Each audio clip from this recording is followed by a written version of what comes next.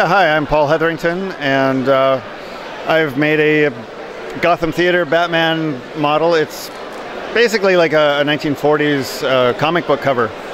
So I was looking at the early Batman, style, and really I wanted to make an Art Deco theater that, had like the early style Batman in it. Basically here the Joker, he's in town again, and he is coming through town in a streetcar, and he's got his Joker henchmen who are shooting Joker gas at the policemen, and you can see the policemen have basically been incapacitated. But of course Batman and Robin are to the rescue. So Robin is flying the helicopter and Batman's being lowered into the scene, and hopefully going to take care of the Joker and send him back to Arkham. That guy's trouble. Definitely. So this is such a great scene here. Did you start out here for, like, when you first came up with the idea for this project? What was the design process like? Really my passion is architecture, so okay. I started out with the idea of making an Art Deco style theater. I did a bunch of research on old movie palaces, and there was a couple in Chicago, which I don't think are there anymore. One was called the Mabro Theater, and that kind of gave me an idea of it was the right scale of theater that I wanted. And so then I started doodling with all my gold bricks, and that basically, making these little panels, and then from there I got the look of the building.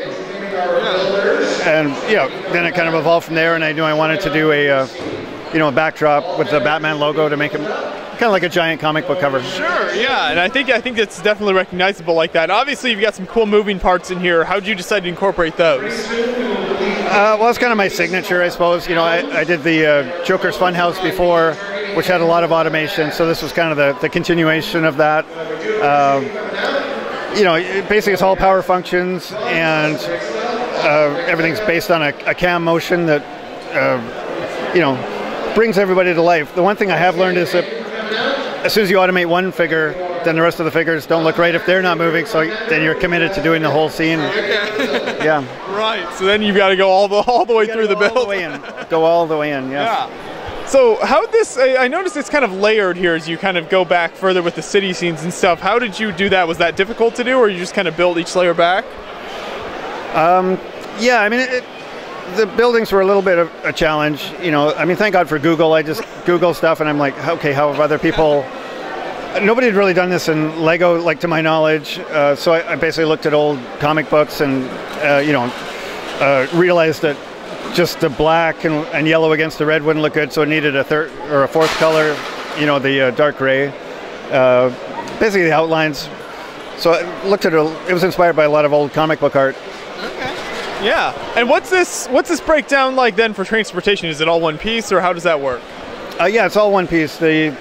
Basically the base is focused on two 48 by 48 base plates, and then so the theater's attached to that, and then the backdrop basically right about here lifts off, and so the bottom goes in one box and the top goes in another slim box. Right. Yeah.